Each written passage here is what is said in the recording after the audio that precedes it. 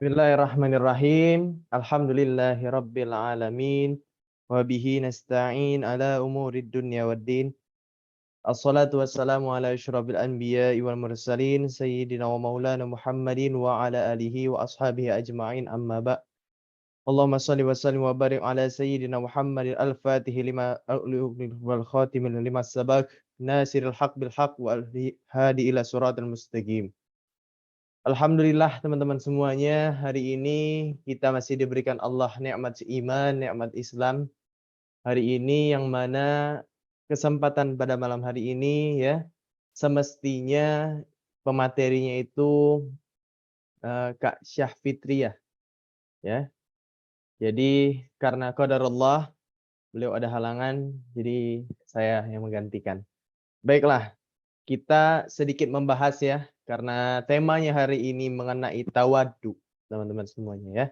Mengenai tawadu.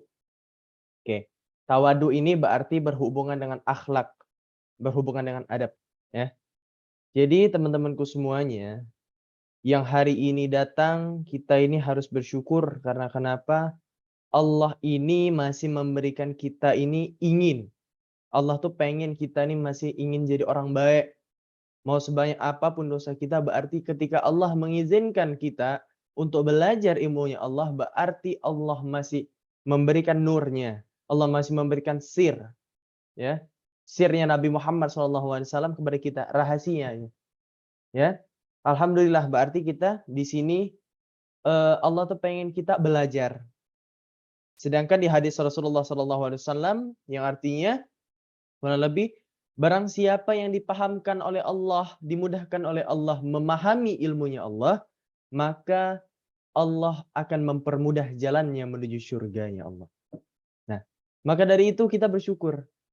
Kenapa sih kita itu dipermudah jalannya ketika menuntut ilmunya Allah itu ke surga? Karena kenapa? Surga itu teman-teman semuanya penuh semuanya dengan dalam syariat. Orang yang berjalan di atas syariat, insya Allah bisa masuk ke surganya Allah Subhanahu wa taala. Seperti itu. Nah, berhubungan hari ini babnya itu masalah tawadu ya teman-teman semuanya.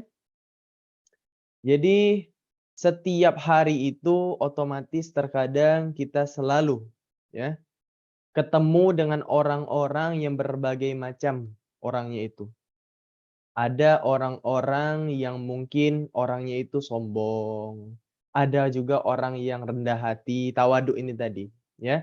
Jadi, mungkin teman-teman semuanya belum mengetahui ya, ada beberapa yang mengetahui, bahwa arti tawaduk itu boleh dikatakan seperti rendah hati atau tidak sombong, teman-teman semuanya, ya. Itu makna dari tawaduk. Ya. Dan kalau istilah lebih itunya itu kita tuh nggak memandang diri kita nih sebagai orang yang lebih. Jadi merasa diri kita nih masih kurang. Udah, kita orang biasa kayak gitu, ya kira-kira. Nah, mengenai kita ini kayak merasa diri kita nih rendah gimana caranya? Itu yang akan kita bahas nanti di intinya. Di awal-awal ini kita coba ingin melihat dulu ya. Eee, Gimana sih, apakah kalian pernah ngelihat orang-orang yang rendah hati itu? Gimana, feeling kalian, rasanya kalian ketika melihat orang yang rendah hati? Kayak dia ketika misal nih ada teman kalian, dia ini tawaduk, dia rendah hati sama kalian, padahal ilmunya Masya Allah, ilmu agamanya luar biasa. Dia alim, sholat tepat waktu, dan yang lain-lain. Dia merasa, "Oh enggak, aku nih cuma ikut belajar, aku ini belum apa-apa." Itu kan pernah kalian temui? Terkadang apa? Terkadang di dalam diri kita nih masih ada rasa sombong. "Ah udahlah ini," kayak gitu. Tapi justru teman-teman semuanya, sifat sombong ini, sifat ujub ini, bangga terhadap diri kita ini, semisal nih, kita ikut kajian, terus teman-teman kita nih mungkin belum terketuk hatinya, pintu hidayah, ya, masih mungkin lalai kepada Allah. Tapi terkadang hati kita ini ada rasa bangga kan, "Ah udahlah dia ini ahli neraka, udahlah, kamu tuh bukan apa-apa." Berarti belum ada di dalam diri kita ini sifat tawaduk tadi. Belum ada di dalam diri kita ini menanamkan sifat rendah hati. Sebagaimana sifatnya Rasulullah SAW itu salah satunya di sifat tawaduk ini.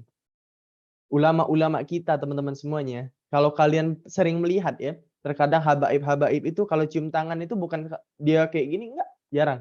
Tapi beliau itu saling cium tangan. sama-sama mencium. Karena ketawaduan itu tadi.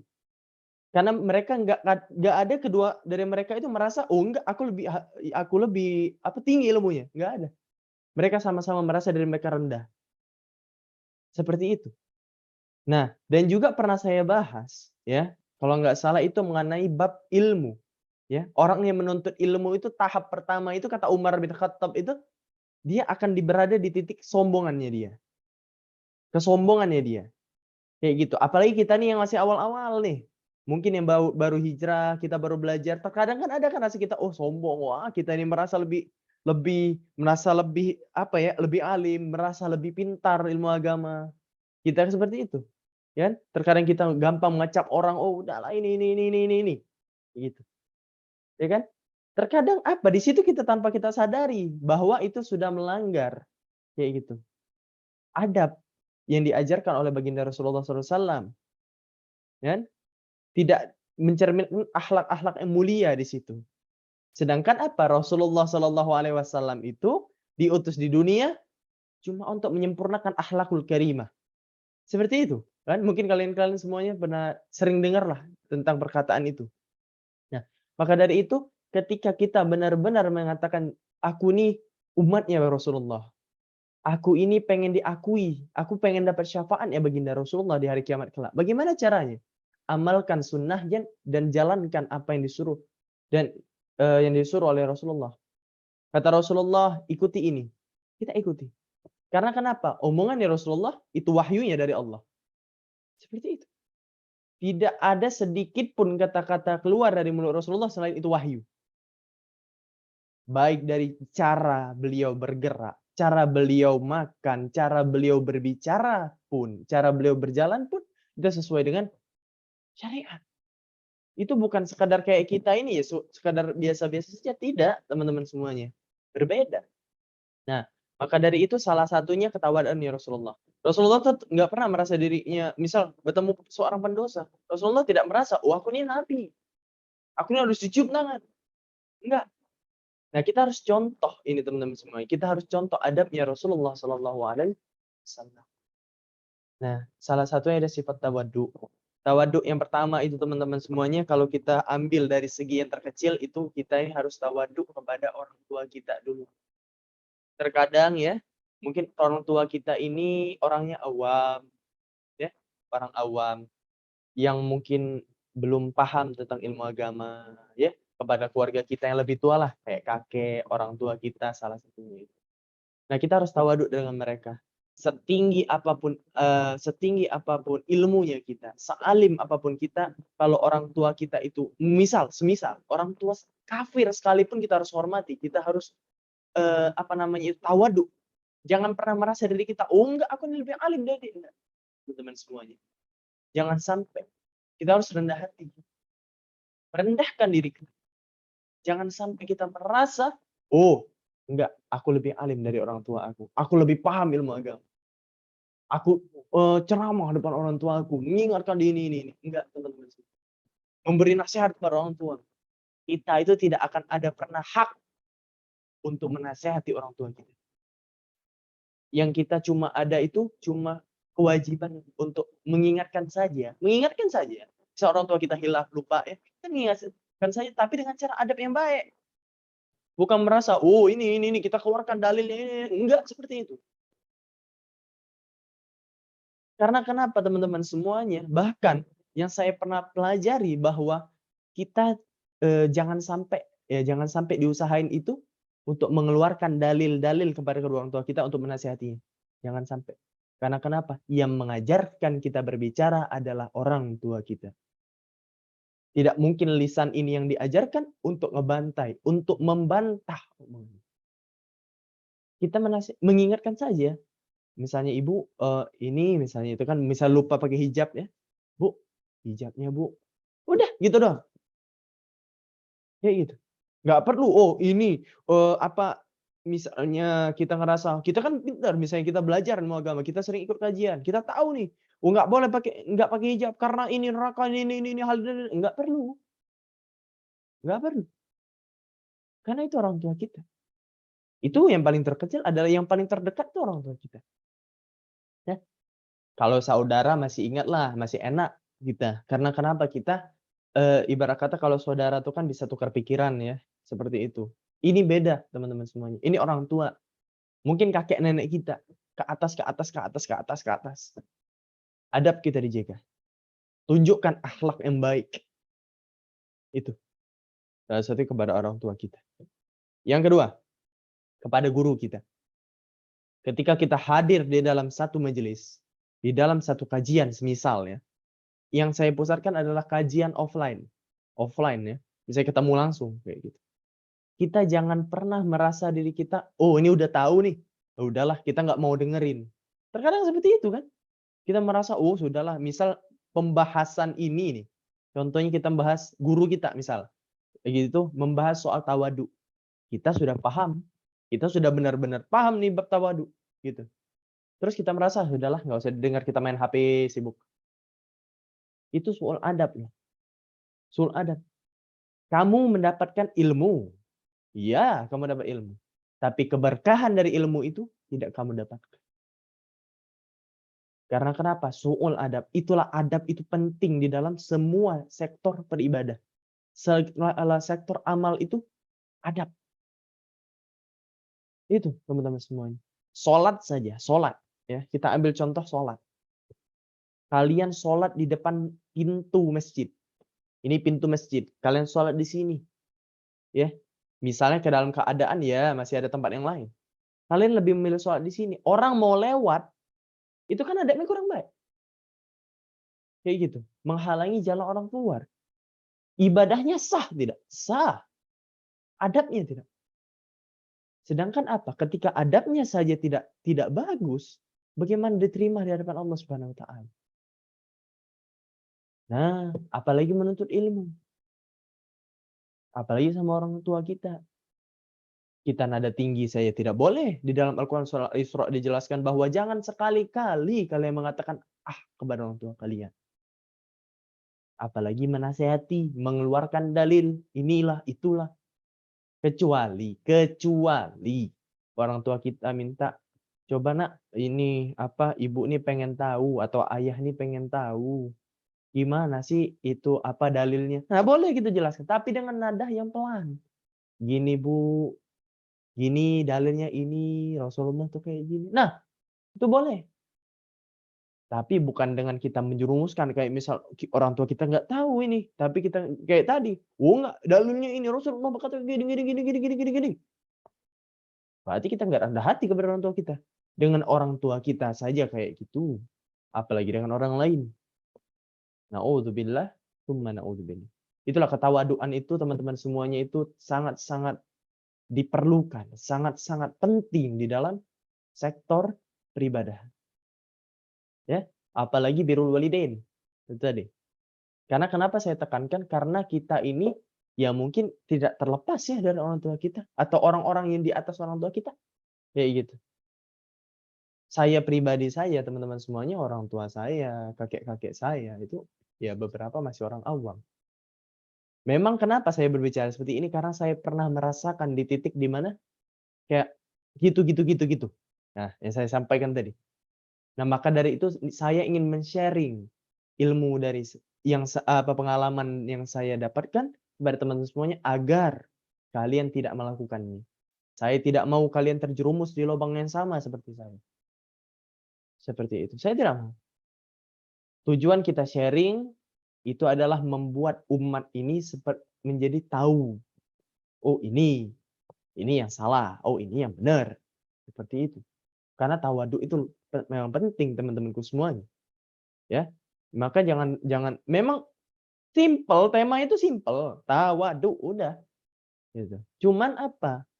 Apakah kita bisa mempunyai sifat tawadhu itu yang sesimpel itu? Kayak gitu. Sebenarnya rendah hati ya, iya memang kalimat yang kayak misalkan sebutkan contoh perilaku baik. Kita kan akan menjawab rendah hati. Iya, rendah hati. Apakah kita bisa mengamalkan itu? Sedangkan ilmu apalagi tidak diamalkan, maka ilmu itu akan dihisab di hadapan Allah. Diamalkan atau tidak? Dibagikan atau tidak? Nah, itu. Maka dari itu teman-temanku semuanya jangan sampai kita ini kayak nggak bersifat rendah hati kepada siapapun itu, ya. Mau orang kafir sekalipun teman-teman semuanya. Jangan pernah kita merasa, "Oh, orang kafir langsung masuk neraka." Kalau Allah memberikan dia besok itu hidayah untuk masuk ke Islam, tidak akan minta. Jangan pernah. Ya, tidak akan pernah. Kita mengetahui kapan hidayah itu datang. Mau orang kafir yang ibarat kata itu dia sudah tidak mempercayai Islam sama sekali, tapi Allah memberikan hidayah kepada dirinya, selesai. Apa yang tidak mungkin bagi Allah? Boleh jadi kita berada di posisi dia. Kita menjadi orang yang jauh dari Allah. Hati-hati. Itulah rendah hati itu sangat-sangat ini teman-teman semuanya ya. Sangat-sangat diperlukan. Salah satunya misal ada teman kita yang masih lalai. Bukan justru kita judge, bukan kita malah, "Oh, kamu nih pasti ahli neraka, ini kamu sudah nyewa kapling neraka." Enggak teman-teman semua. Tapi kita ajak justru, "Ayo sini, ada kajian. Kita belajar sama-sama." Kayak gitu. Kita belajar sama-sama, kita ajak juga, kita boleh sharing-sharing nasihat seperti itu. Dan juga ingat teman-teman semuanya, ingat, kalau dia membagi nasihat kepada kita, jangan pernah kalian bantah. Jangan pernah kalian merasa, "Ah, sudahlah kamu juga pendosa, aku ini lebih alim." Ya sering kita kayak gitu. Kadang kita ini melihat dengan mata kita, bukan mata hati kita. Justru nasihat itu yang dipancarkan itu dari ke mata hati kita, teman-teman semuanya. Siapapun berhak menyampaikan nasihat. Ada satu quotes yang selalu saya pegang itu sampai sekarang, bahkan di postingan saya pun ada orang menanyakan apa? Ya, yang saya katakan apa? Tidak perlu jadi orang baik dulu untuk menyampaikan kebaikan. Seperti itu. Itu yang saya pegang. Nah, maka dari itu teman-temanku semuanya, sifat tawaduk adalah hal yang sangat-sangat luar biasa. Adalah hal yang, apa namanya itu, terpenting di dalam peribadatan, ya. Jangan sampai kita ini lepas dari sifat tawaduk itu. Siapapun, ya. Jangan menggunakan dalih tawaduk untuk mengetes ilmu seseorang. Sekali lagi itu. Ini, ya, jangan sekali-kali. Karena kenapa? Kalau kita mengetes ilmu orang berarti kita bukan tawaduk, tapi kita ujub dengan mengambil dalih tawaduk. Kita pengen nih ngetes, ustaz lagi ceramah. Kita pengen, kita tahu nih bagian ini. Ustaz, ana pengen tanya, ini, panjang pertanyaan itu. Terkadang nih ceramah, bukan bertanya. Jangan sampai seperti itu. Su'ul adab ketika thalabul ilm. Seperti itu. Ketika thalabul ilm itu su'ul adab. Sangat dibenci di hadapan Allah Subhanahu wa taala. Allah benci dengan orang yang ujub, teman-teman semuanya. Ya. Semoga kita di sini bisa mendapatkan keberkahan dari apa? Ilmu ya.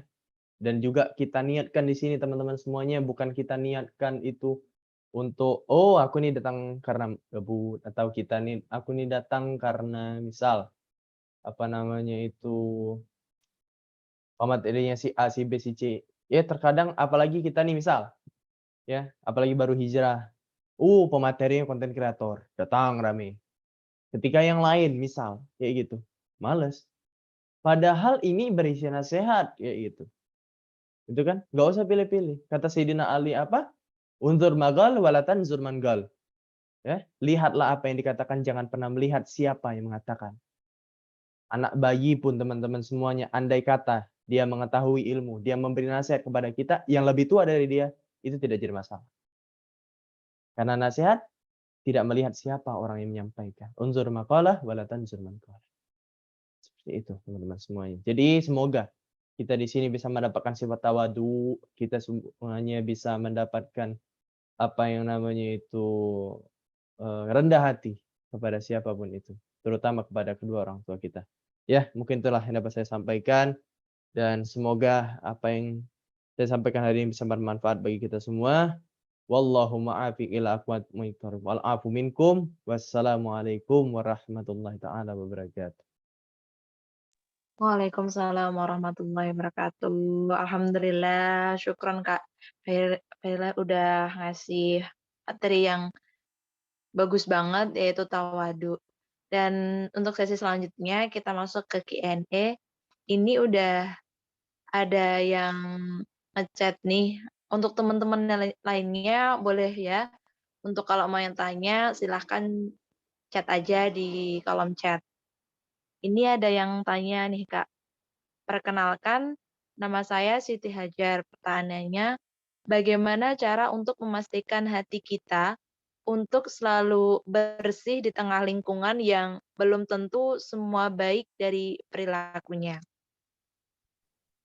Kayak gitu, Bagaimana Kak. ya? Berarti lingkungannya itu lingkungan yang toksik ya, seperti itu. Bagaimana kita memastikan hati kita ini baik? Yang bisa memastikan kita berarti di lingkungan yang toksik, lingkungan orang-orang yang ibarat kata tuh pendosa lah ya, seperti itu. Jadi gimana caranya? Ketika kita merasa diri kita ini lebih suci daripada mereka, berarti hati kita kotor. Selesai. Ketika kita merasa diri kita, "Ah, ya Allah, Allah lebih menyenangi orang pendosa dari aku. Aku ini bukan apa-apa." Kita merasa seperti itu. Aku takut hidayah Allah cabut. Selesai. Ketika itu berarti hati kita bersih. Kita pokoknya rendah hati dengan orang, apalagi orang berdosa. Wallahu a'lam bishawab. Tuh ada yang bertanya, tuh ada yang raise hand. Oke, untuk Kak Jumari silahkan mungkin pertanyaannya. Baik, Assalamualaikum warahmatullahi wabarakatuh. Salam warahmatullahi wabarakatuh. Waalaikumsalam. Nah, Alhamdulillah, terima kasih atas ilmunya Kak. Ilmunya luar biasa dan bermanfaat. Semoga Kakak diberikan kesehatan dan keberkahan. Amin. Toib, saja pertanyaan saya, di dalam hadis dikatakan, walau ayat, sampaikan satu ayat, di situ ada kebaikan.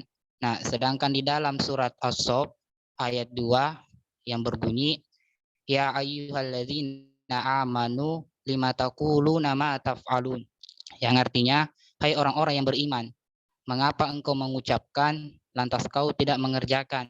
Nah, pertanyaan saya, ketika kita menyampaikan satu kebaikan kepada orang tersebut atau jamaah, nah lantas kita tidak mengerjakan, apa kita itu dikena di dalam hadis itu dan dalam Al-Quran? Syukron. Baik. Assalamualaikum warahmatullahi wabarakatuh. Waalaikumsalam warahmatullahi wabarakatuh. Insyaallah ya pertanyaannya ini ya. Nah, di sini juga teman-teman, dengan yang saya katakan tadi, tidak perlu menjadi orang baik dulu untuk menyampaikan kebaikan. Berarti dengan hadis Nabi tadi, kata Nabi apa? Sampaikanlah dariku sampaikanlah walau hanya satu ayat. Berarti itu. Ya, hadis itu masyhur. Hadisnya apa namanya itu populer di kalangan kita. Kita sering menyanyikan. Baik. Sedangkan di Al-Qur'an mengatakan jangan kau sampaikan sesuatu kalau seandainya kita ini belum mengerjakannya. Seperti itu kurang lebih ya. Baik.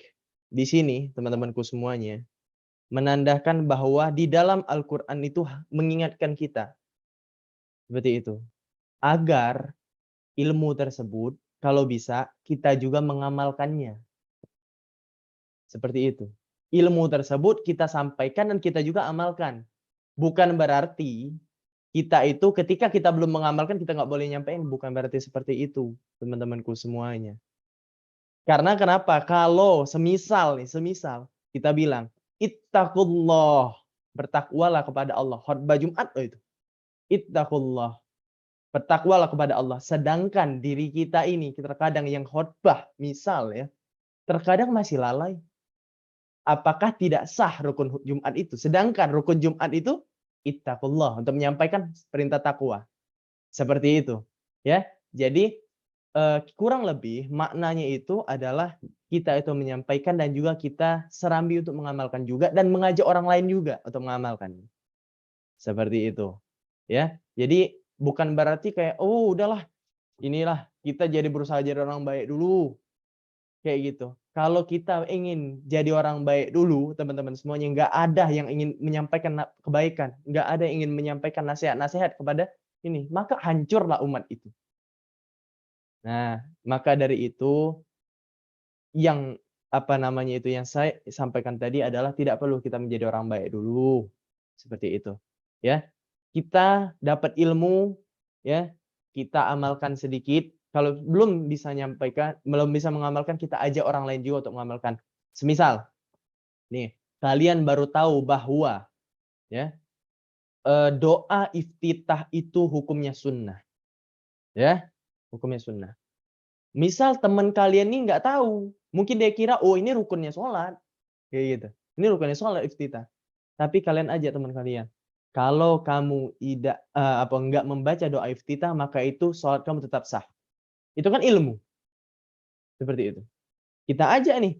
Misal kita belum mengamalkan karena kita terbiasa membaca doa iftitah tadi. Ini kan belum mengamalkan dong berarti. Nah, berarti kita ajak juga orang untuk sama-sama. Kayak gitu. Insya Allah semoga bisa dipahami. Allahu a'lam bishawab. Oke, untuk pertanyaan selanjutnya kita lanjut aja ya. Ini ada banyak banget, tapi tinggal satu lagi ya. Ini dari Kak Nur. Assalamualaikum, izin bertanya, misalkan ada orang yang menyuruh kita pacaran, terus kita jawab kalau pacaran itu dosa, sedangkan yang ngomong itu lebih tua dari kita. Itu termasuk sopan apa enggak ya, Kak? Kayak gitu, Kak, pertanyaannya. Oh, berarti merasa ini ada misal orang nasehatin gitu, yang nasehatin ini lebih tua, seperti itu ya kurang lebih ya. Terus kita jawab kayak gitu. Baik. Su'ul adab itu sebenarnya. Kita jawabnya dengan nada tinggi nih. Oh enggak, itu dosa, plak langsung. Nggak bisa gitu. Ya, nggak bisa. Karena kita berbicara saja harus ada adabnya. Nggak usah jauh-jauh. Saya baru dapat ilmu ini dari Al-Habib Syukri bin Ali Syahab. Beliau mengatakan seperti ini. Kita khotbah saja, semisal nih, teman-teman semuanya di sini ya, terutama yang cowok. Ada jadwal khotbah Jumat atau menyampaikanlah pidato. Dikatakan seperti ini. Sedangkan kita ini jemaah kita ini lebih tua dari kita. Lebih tua dari kita.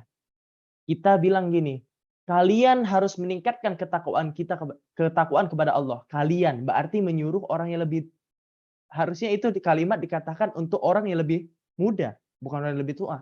Itu su'ul adab sudah. Itu dijelaskan kalau nggak salah di dalam kitab Al-Azkar. Kalau nggak salah. Ya, itu. Dijelaskan seperti itu. Jadi, sebaiknya digunakan apa? Marilah kita tingkatkan ketakwaan kepada Allah. Kita, berarti kita semuanya. Bukan terpusuk untuk orang itu saja. Seperti itu. Nah, itu menandakan bahwa apa? Kita disuruh untuk ketika berbicara saja, teman-temanku semuanya. Berbicara saja itu sudah harus ada adabnya. Nggak boleh kita merasa itu. Walaupun niat kita untuk menasihati. Oh enggak, aku ini menasihati, aku menghargai dia sebagai orang lebih tua. Kan aku ingin menyelamatkan dia dari dosa. Walaupun, tapi adabmu salah. Seperti itu. Ya, jadi diperhatikan kata-katanya. Itulah Islam, teman-teman semuanya. Islam tidak mau menyakiti hati orang lain. Islam tidak mau merendahkan orang lain. Seperti itu. Kita berdakwah, kita menyampaikan sesuatu itu sesuai dengan adabnya. Seperti itu. Wallahu a'lam bishawab. Oke, makasih atas jawabannya Kak Ferial.